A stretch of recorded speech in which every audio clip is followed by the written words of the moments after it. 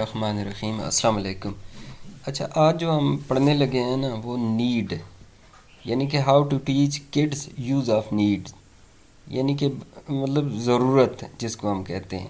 چلے میں نے یہ تفصیل سے اردو میں لکھ دیا ہے، اس کو ذرا پڑھ لیتے ہیں۔ بچے کو بتائیں کہ جب اسے کسی چیز کی ضرورت ہو تو وہ کیسے مانگ سکتا ہے۔ بچہ اکثر روزمرہ کی چیزوں کا مطالبہ کرتے رہتے ہیں، تو اس حوالے سے اس اسٹرکچر کی بہت اہمیت ہے۔ اس اسٹرکچر میں چیزوں کے نام بھی لگائے جا سکتے ہیں اور کام بھی، فعل کا بھی استعمال کیا جا سکتا ہے۔ بچے سے پوچھیں کہ وہ 20 کے قریب چیزوں کی فہرست بنائے جن کی اس سے ضرورت ہے، پھر 20 کاموں کی فہرست بنائے جنہیں کرنا وہ ضروری سمجھتا ہے۔ بچہ اس طرح کے ملتے جلتے فقرے بنائے گا۔ تو آپ لوگوں نے کیا کرنا ہے کہ بچے سے پتہ کرنا ہے کہ اسے 20 کن چیزوں کی ضرورت ہے، یا 20 وہ کیا کام کرنا چاہتا ہے۔ تو یہ نیڈ یعنی کہ ضرورت اس کی ہے۔ چلیں تھوڑی سی اس کی مزید تفصیل جان لیتے ہیں۔ اب نیڈ پلس ناؤن کیا ہے، فقروں میں کیا استعمال ہم نے کرنا ہے، نیڈ پلس ناؤن۔ یہ آئی نیڈ اٹ، مجھے اس کی ضرورت ہے۔ I need you help, I need your help, مجھے آپ کی مدد کی ضرورت ہے۔ آئی نیڈ چاکلیٹ، مجھے چاکلیٹ کی ضرورت ہے۔ آئی نیڈ گیمنگ کمپیوٹر، مجھے گیم کھیلنے والا کمپیوٹر چاہیے۔ I need mobile right now, مجھے موبائل ابھی چاہیے۔ جب بھی رائٹ ناؤ کا ہم جب بھی ذکر کریں گے تو اس کا مطلب کیا ہوگا، ابھی چاہیے۔ اب ہم ذرا نیچے چل کے دیکھ لیتے ہیں۔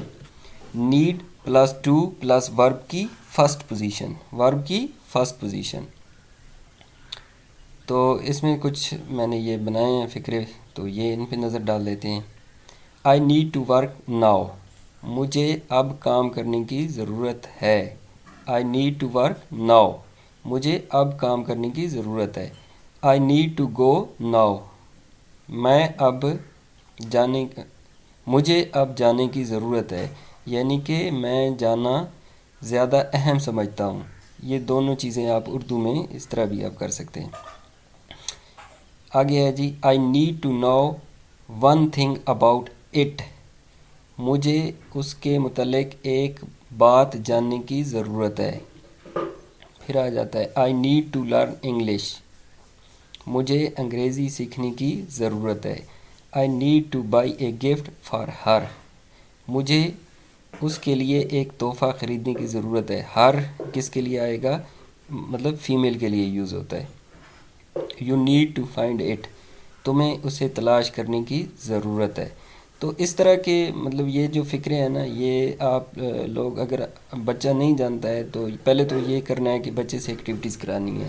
جس طرح میں نے یہ اوپر آپ کو بتایا ہے کہ آپ نے اسے 20 چیزوں کے بارے میں پوچھنا ہے، 20 کاموں کے بارے میں پوچھنا ہے۔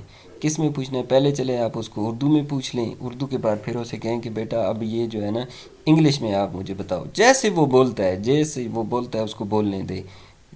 جب وہ بولے گا نہیں تو وہ سیکھے گا نہیں، اور جب وہ بولے گا جیسے بھی وہ بولتا ہے، یہ اس طرح کے کچھ مطلب میں نے فقرے لکھ کے دیے ہیں، یہ آپ اس کو سکھا بھی سکتے ہیں۔ تو یہ بالکل بیسک سی چیزیں ہیں، تو میں یہ سوچ رہا ہوں کہ میں بالکل بیسک سے سٹارٹ کروں۔ تو یہ ایک چیزیں میں ایک منٹ میں ذرا ان کو پھر آہستہ آہستہ اوپر کر لیتا ہوں۔ تو سب سے پہلے آپ نے نیڈ پلس ناؤن کا یوز کرنا ہے، یہ آپ نے کرنا ہے۔ پھر need plus two plus work, جیسے یہاں پہ آئی نیڈ ہو گیا، ٹو ہو گیا، اور ورک کیا ہو گیا، ورب کی ورکڈ، مطلب ورک پہلی جو ہے نا ورب کی پوزیشن ہے۔